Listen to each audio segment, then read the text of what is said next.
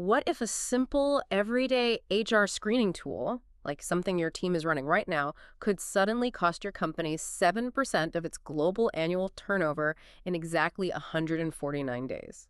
I mean, it sounds like a totally hypothetical stress test, right? Hmm. But for anyone operating in the European market, that is literally the hard-coded reality approaching incredibly fast. Yeah, it really is. And, well, welcome to the deep dive. If you are a European business leader or, a CTO or even a developer currently evaluating or deploying AI, you need to consider this your operational triage session. Absolutely. Because our mission today is to unpack a really critical readiness roadmap from AetherLink. And just for some context, they're a Dutch AI consulting firm. They operate across three main divisions. So that's AI agents with Aetherbot, strategic governance with AperMine, and development with AetherDV. Right. And we are analyzing their EU AI Act Tyrus Compliance 2026 Readiness Roadmap. So, okay, let's unpack this because 149 days from now is August 2nd, 2026. What exactly shifts on that specific Tuesday? Well, that is the exact day the EU AI Act essentially drops the training wheels. We transition completely out of the voluntary grace period and right into mandatory enforcement. Meaning the regulators actually get their teeth. Exactly. Mm. Market surveillance authorities in every single member state gain full operational capacity. So they can inspect technical files, they can run compliance tests, and most importantly, issue those 7% turnover penalties. Wow. The grace period is just over. It becomes a matter of either showing your mathematical proof of compliance or you are pulling your system offline entirely. And looking at the data in this AetherLink roadmap, it seems like the market is severely underestimating the sheer operational friction of this transition. I mean, they cite McKinsey's 2025 State of AI report, which notes that 67% of European enterprises actually acknowledge they have critical gaps in their AI governance. Right, which is two-thirds of the entire market. Two-thirds. And then Gartner's AI governance benchmark for 2025 shows 58% haven't even started drafting the technical documentation required for the CE marking. Yeah, and that points to a really fundamental misunderstanding of what that documentation actually requires. Yeah. A CE mark for AI isn't just a regulatory checkbox you can just hand off to an intern over the weekend. Right. It's not like getting a safety sticker for a toaster. Not at all. Yeah. It requires comprehensive, statistically verifiable proof of how your model behaves under stress. It requires the exact provenance of your training data and all the architectural safeguards you have in place. Which is a huge lift. It's massive.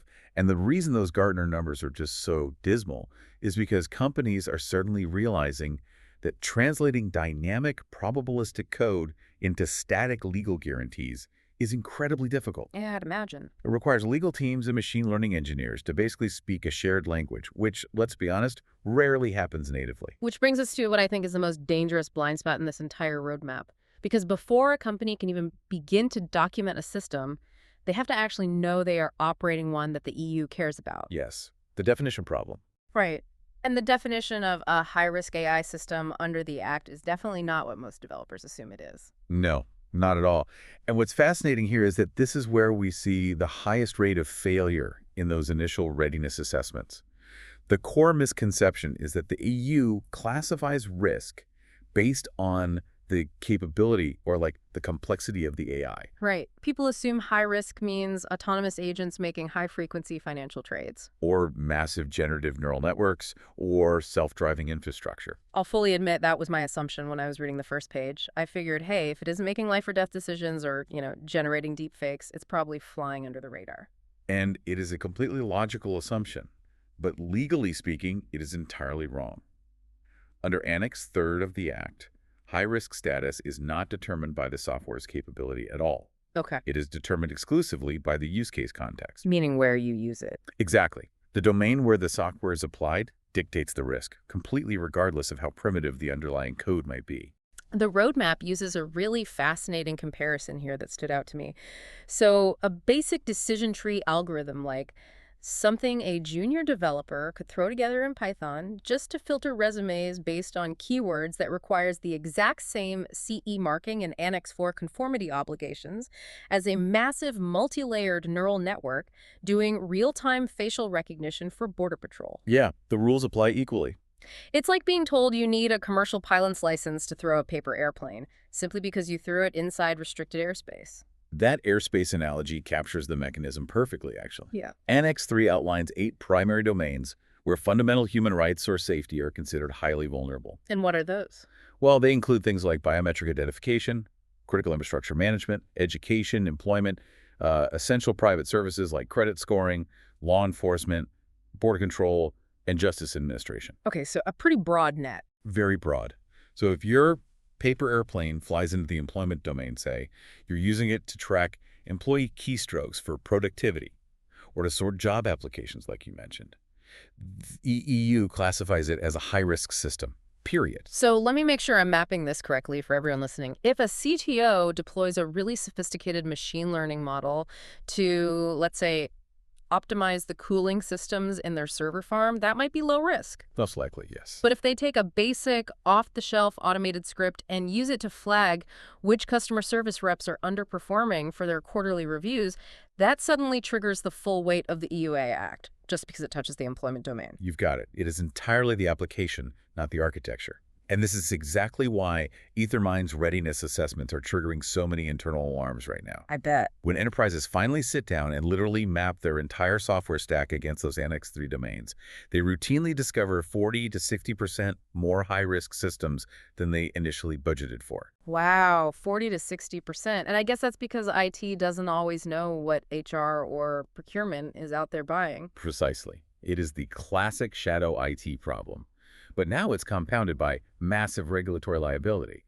A department manager buys a basic SaaS tool to help schedule shifts, completely not realizing there is an algorithmic component that categorizes workers based on performance, and suddenly the entire enterprise is non-compliant. And discovering a 60% overflow in high-risk liability with only 149 days left to secure a CE mark, I mean, that is a massive operational shock. It's panic-inducing. Operationally, that feels like a nightmare. If you wake up tomorrow and realize you have 6 totally undocumented high-risk systems running core business functions, you don't have the luxury of spending a year building a theoretical governance committee.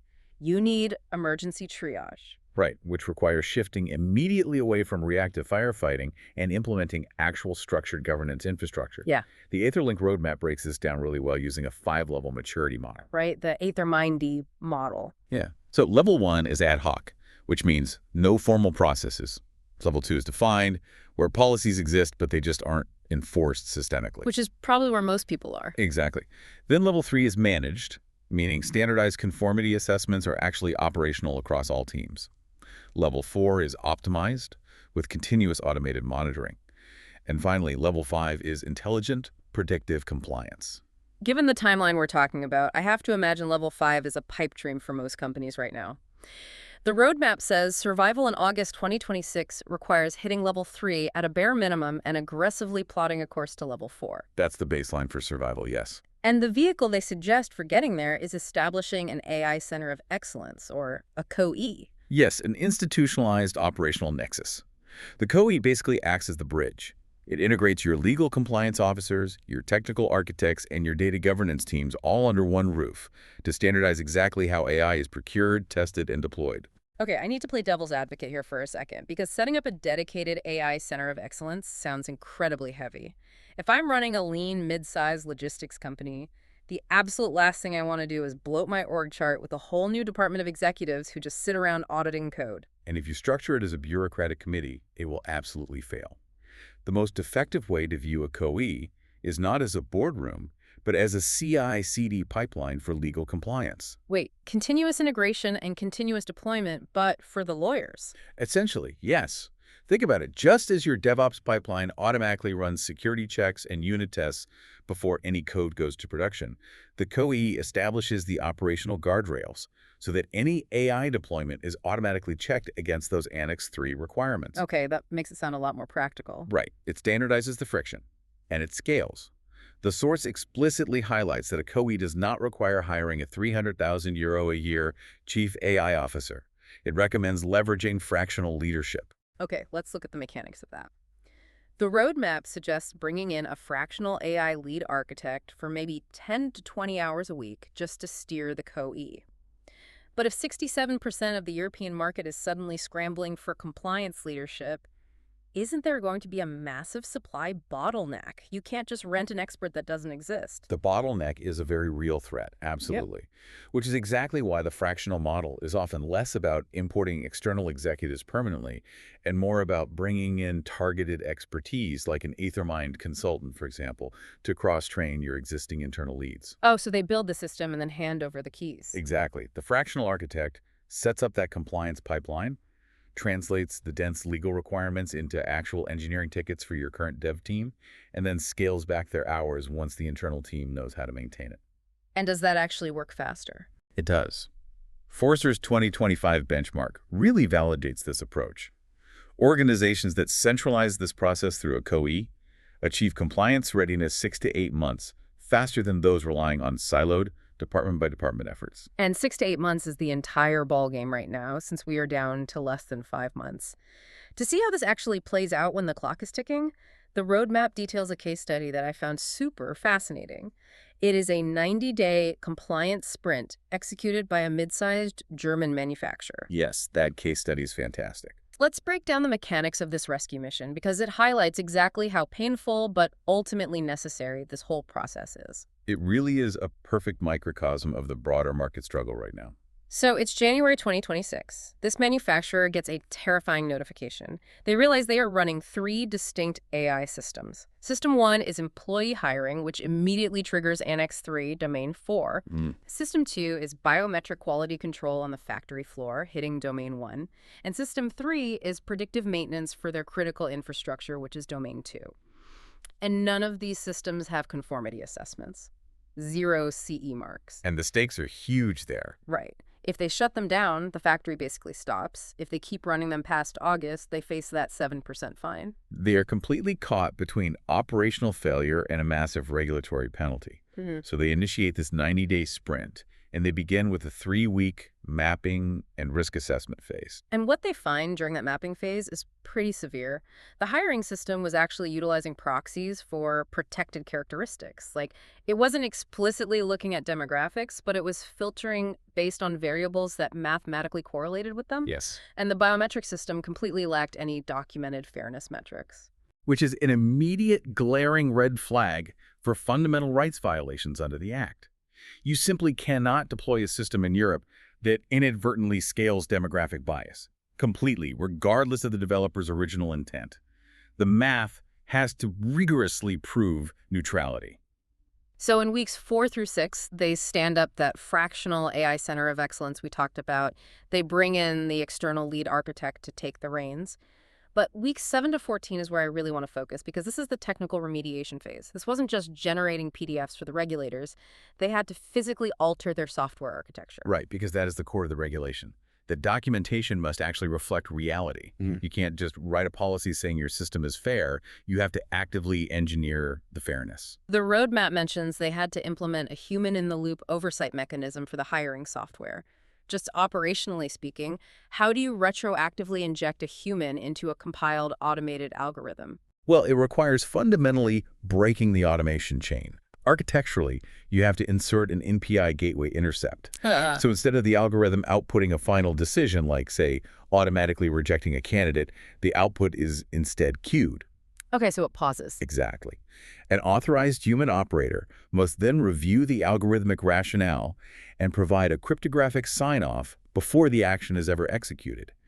You are essentially building a manual override switch directly into the logic flow to satisfy the EU requirement that high-risk AI cannot operate with total autonomy over human impacts. That makes total sense. And they also had to upgrade the audit logging for the predictive maintenance AI and completely retrain their biometric models on certified data sets just to eliminate the bias they found back in week 2. Having to retrain a live model while the factory is still actively operating sounds incredibly delicate.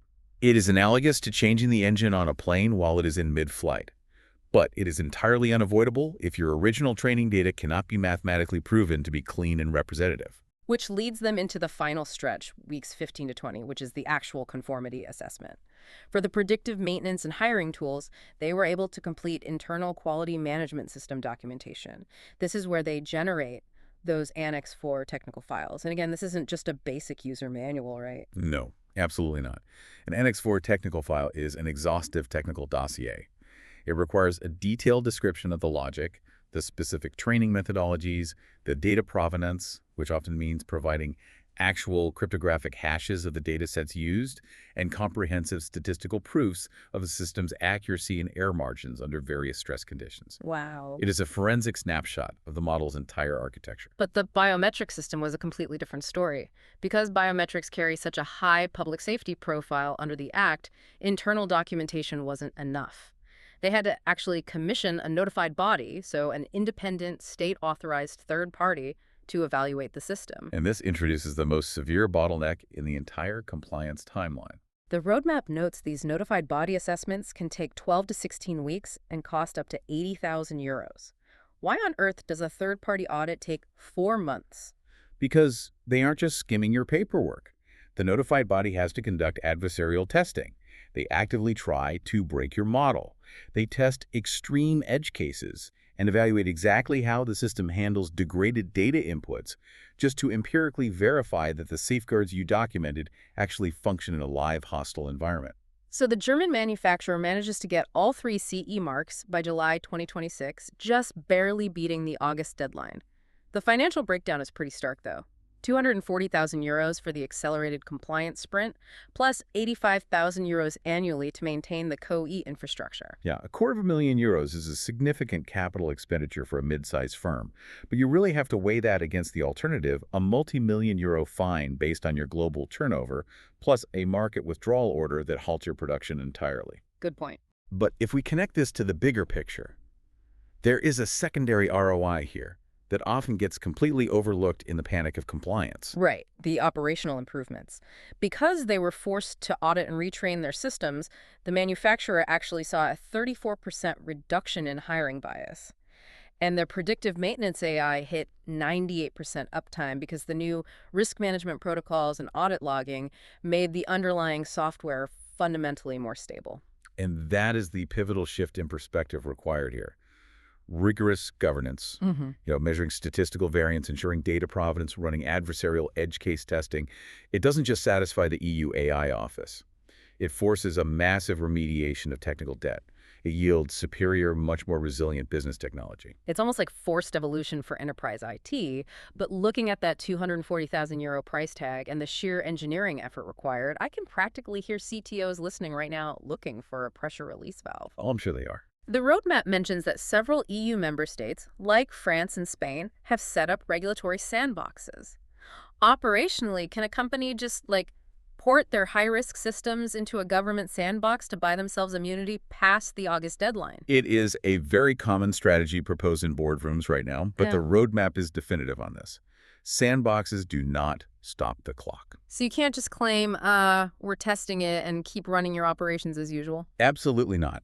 Regulatory sandboxes are excellent environments for testing innovative architectures under lighter initial constraints, mostly to validate your governance frameworks. They demonstrate good faith effort, but they do not grant an extension for the August 2026 enforcement deadline for systems deployed in the real market. If your system is actively affecting European citizens, sorting their resumes or scanning their faces, you need the CE mark by August 2nd. And given that notified bodies take up to 16 weeks to process an application, and we are exactly 149 days out, the window to even begin that process is basically closing this month. The capacity of European notified bodies is strictly finite. Once their dockets are full, you simply have to wait. And while you wait, your system is legally required to be offline. The math of the timeline is entirely unforgiving. Okay, so what does this all mean? If we distill this AetherLink roadmap down to the absolute essentials for you, the listener, my primary takeaway is the danger of the context trap. You have to audit your environment against Annex 3 immediately. Stop assuming that just because your AI is text-based or administrative, it somehow avoids scrutiny. Right. If an algorithm touches hiring, education, or essential services, it is high risk. Your simplest HR tool is a massive legal liability if it hasn't been mapped and secured. And my core takeaway is really to view the regulation as an engineering framework rather than just a legal tax. The systems that survive this transition will be fundamentally better pieces of software. Yeah, that makes sense. The mandatory bias tracking, the human-in-the-loop safeguards, the rigorous data hygiene, these are attributes of mature enterprise architecture. The deadline is merely forcing the market to adopt best practices that, honestly, should have been baseline requirements all along. The era of deploying black box algorithms and just hoping for the best is definitively over. It is. But that new reality introduces a massive, entirely unresolved operational friction. And it is a puzzle I really want to leave you with based on the Act's requirement for continuous post-market monitoring. Because the CE mark isn't a permanent shield. Right.